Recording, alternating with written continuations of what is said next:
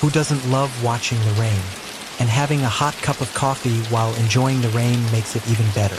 But when that rain turns into a devastating cyclone, it can completely disrupt our lives. So, how exactly does a cyclone form? More than 1,000 cyclones form around the world every year, and most of them are tropical cyclones.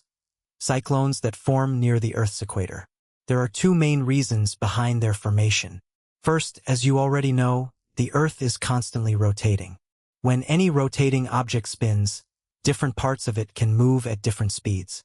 In the case of Earth, the surface moves much faster near the equator and more slowly toward the north and south poles.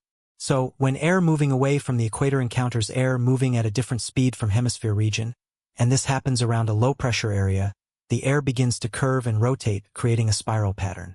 I think you can now understand why a cyclone has that characteristic spiral shape. A cyclone that forms this way cannot really be stopped, because we cannot stop the Earth from rotating. On one side, we have the Earth's rotation.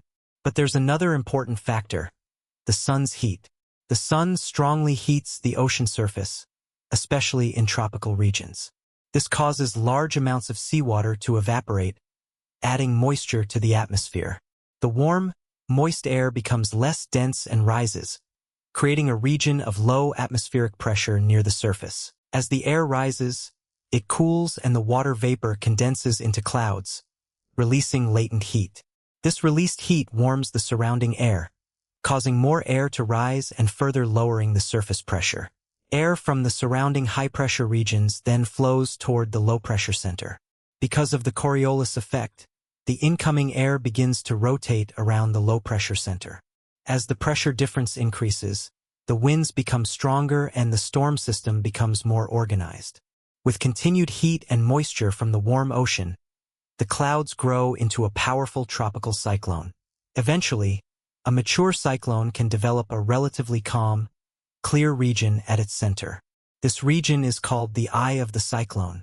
The eye of the cyclone is relatively calm and has lower pressure, so it continues to draw in more warm air from around it. This makes the cyclone grow larger and stronger.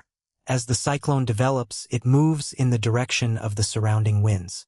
So, depending on the prevailing wind patterns, the cyclone can travel in different directions. When these tropical storms move away from the equator, the name can differ depending on the region. In the northern hemisphere, they are commonly called hurricanes, while in the southern hemisphere, they are generally called cyclones.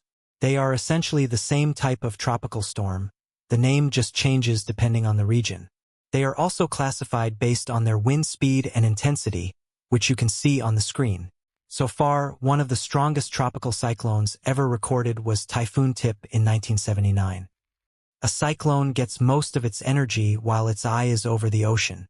But once it starts moving toward land, it gradually loses its energy because it can no longer draw the same amount of warm, moist air from the ocean.